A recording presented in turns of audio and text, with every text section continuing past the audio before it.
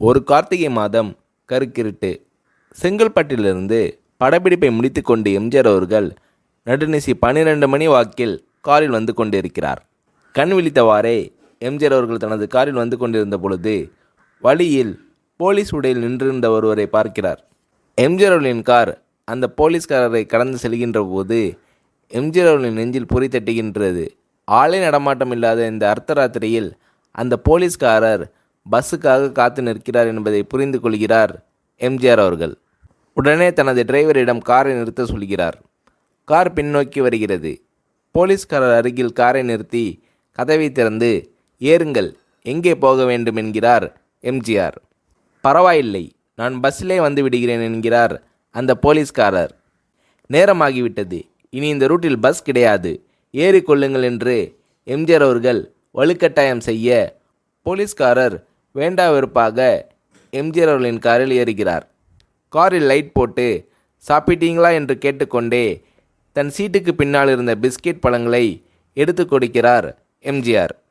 இப்படி ஓசியில் பயணம் செய்வதில் எனக்கு உடன்பாடு இல்லை. இன்னும் நீங்கள் உண்ண சொல்லி வேறு என்னை இழிவுபடுத்தாதீர்கள் என்று அந்த போலீஸ்காரர் மறுக்கிறார். பொன்மனச்செம்மல் பூரிக்கிறார். இருப்பவனிலிருந்து இல்லாதவன் வரை படித்து பதவியில் இருக்கும் எத்தனை பேர் எனக்கு அது வேண்டும் இது வேண்டும் என்று எம்ஜிஆர் அவர்களிடம் வேண்டி பெற்று செல்கிறார்கள். ஆனால் சாதாரண பொறுப்பில் இருக்கும் இந்த போலீஸ்காரரின் நேர்மை எம்ஜிஆர் அவர்களை சிலிர்க்க வைத்து விட்டது.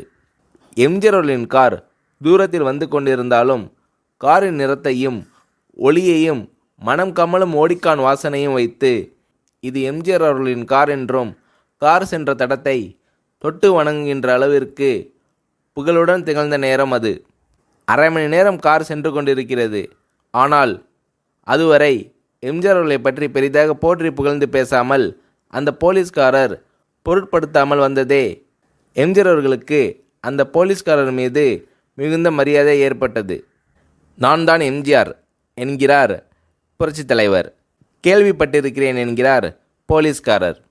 பொன்மனச்செம்மலின் முகத்தில் கோபம் இல்லை. பதிலுக்கு புன்முறுவல் மலர்கிறது. என் படங்களை பார்த்திருக்கிறீர்களா என்று கேட்கிறார் எம்ஜிஆர்.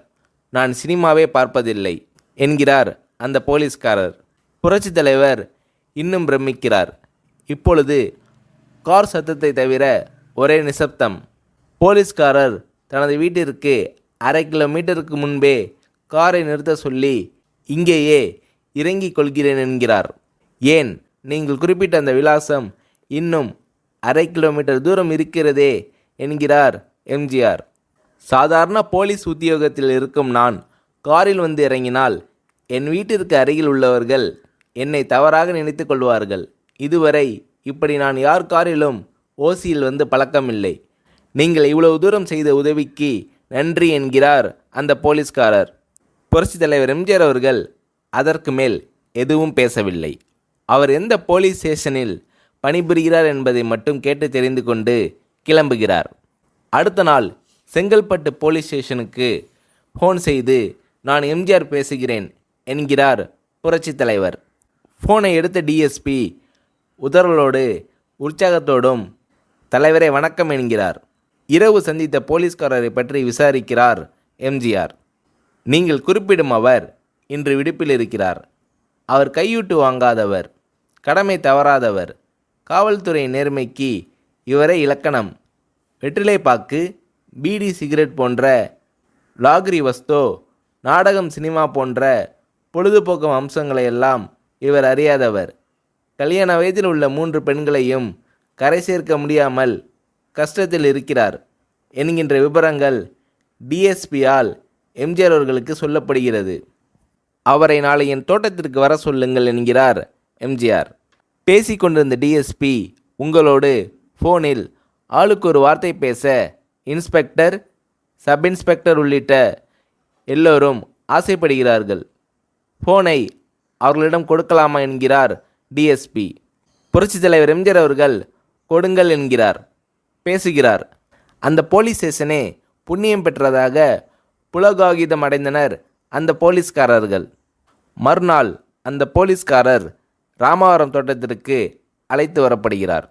அவரிடம் பேப்பரில் மடித்த பெரிய பணக்கட்டை கொடுத்து, இதை வைத்து உங்கள் பெண்களின் கல்யாணத்தை நடத்துங்கள் என்கிறார் எம்ஜிஆர்.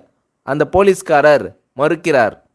நான் ஏதாவது உங்களிடம் காரியமாற்ற சொல்லி அதற்காக பணம் கொடுத்தால் அது தவறு. என்னால் ஆக வேண்டியது உங்களுக்கும், உங்களால் ஆக வேண்டியது எனக்கும் எதுவும் இல்லை. நான் உங்கள் கூட பிறந்த ஒரு சகோதரனாக நினைத்து கொடுக்கிறேன். பெற்றுக்கொள்ளுங்கள் என்று சொன்ன பிறகு கேட்டும் கூட கிள்ளி கொடுக்காத கனவான்கள் வாழும் இந்த உலகில் ரோட்டில் நின்றவனை அழைத்து சென்று அள்ளி கொடுத்த புரட்சித் தலைவர் எம்ஜிஆர் அவர்களின் கருணையில் நெகிழ்ந்து போய் பெற்றுக்கொள்கிறார் போலீஸ்காரர். பிறகு ஒரு தேதியில் புரட்சித் தலைவரே சென்று அந்த போலீஸ்காரரின் 3 பெண்களின் திருமணத்தை நடத்தி வைத்து வாழ்த்தியிருக்கிறார்.